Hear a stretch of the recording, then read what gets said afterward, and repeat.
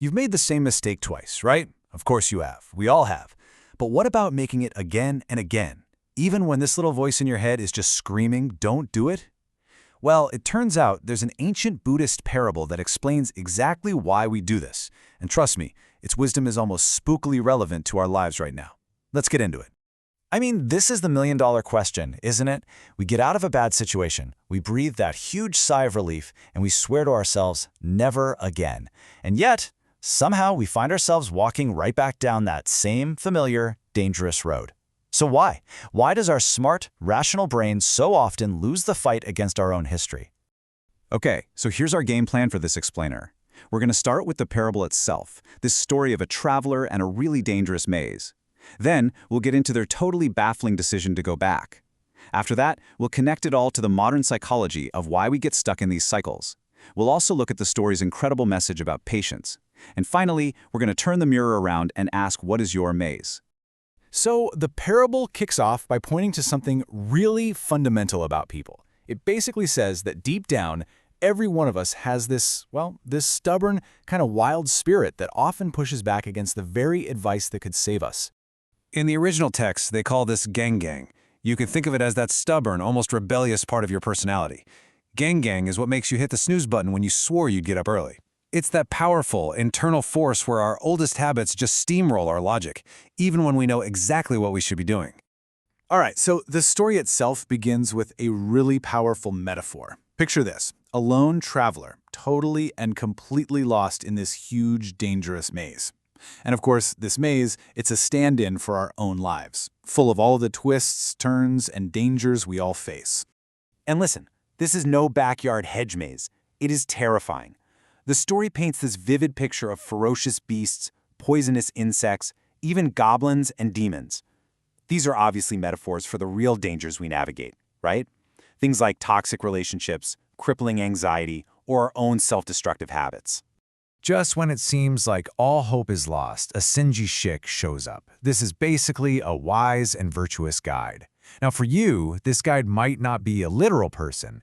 It could be that sudden flash of insight, or a book you pick up at just the right moment, or maybe advice from a friend that just finally clicks. So the rescue itself is super direct. The guide finds our lost traveler, points out all the specific dangers right there in front of them, and then literally takes them by the hand and leads them out of the whole mess to a place that's completely safe.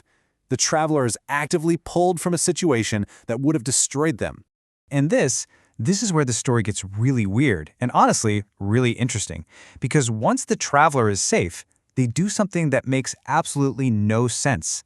And this one act, it holds the key to understanding ourselves. The text even has a specific word for what happens next, janmang, which means forgetfulness. The second the traveler feels safe, the memory of the terror, that feeling of almost dying, it all just starts to evaporate.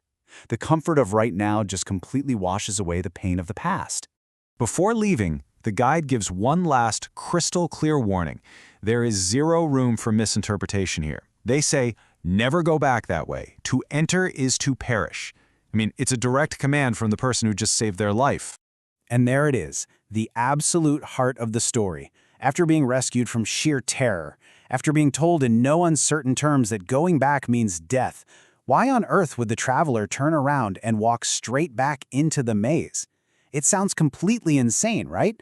But the story argues it's one of the most human things we do. So why? Why do they go back? This is the really cool part, because this is where this ancient wisdom lines up perfectly with what we now know about the human brain. The reasons are actually pretty scientific.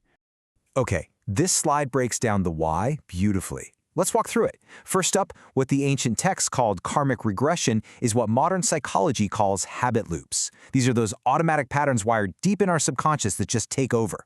Next, that forgetfulness or gilmangmang, that's a classic cognitive bias. Our brain literally minimizes past pain, whispering to us, it wasn't that bad, this time it'll be different. And finally, and this might be the biggest one, there's the craving for stimulus. This is basically the addiction principle. Here's a really unsettling truth. Our brains can actually get addicted to chaos. Look at the comparison here. The quiet of safety is peaceful, yeah, but for a brain that's used to drama and stress, it can feel boring. The maze, on the other hand, while dangerous, is also stimulating, intense, and most importantly, it's familiar.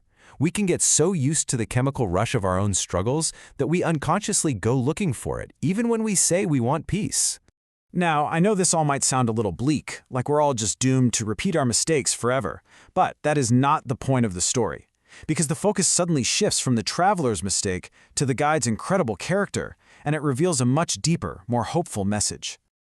The original text is super specific about this. The guide doesn't just save the traveler once, get frustrated and give up. No, the guide is prepared to go back into that maze and rescue that exact same person thousands of times. And that is the ultimate point. This parable isn't just a cautionary tale about how we mess up. It's a message of profound hope. It suggests that no matter how many times we stumble, no matter how many times we walk back into that maze, there's a force of compassion, whether you see that as something spiritual, the kindness of other people, or your own deep inner wisdom, that is bigger than our mistakes and will never, ever give up on us. So let's pull this ancient story right into today, into right now. The real magic of this parable is that it's supposed to be a mirror. It's asking us to take an honest look at our own lives and our own patterns. So how do we actually break the cycle? The text offers a really practical tool. It's called Kṣitigarbha, which basically just means mindfulness or awareness. It's the simple but not easy practice of developing a little observer inside your head that constantly asks one crucial question. Hold on, am I walking back into a familiar maze right now? Because that's the whole game. You can't choose a different path if you don't even realize you're on the old one. That awareness, that moment of Gautama, that's the space where real change can actually happen. It's the moment the traveler could have paused at the entrance to the maze and for the first time made a different choice. And that brings us to the final question, the one this entire story is built to make you ask yourself. What is your maze? Is it a relationship pattern, a self-sabotaging habit, a negative way of thinking? Just recognizing it, that's the first and most powerful step you can take to finally get out of it.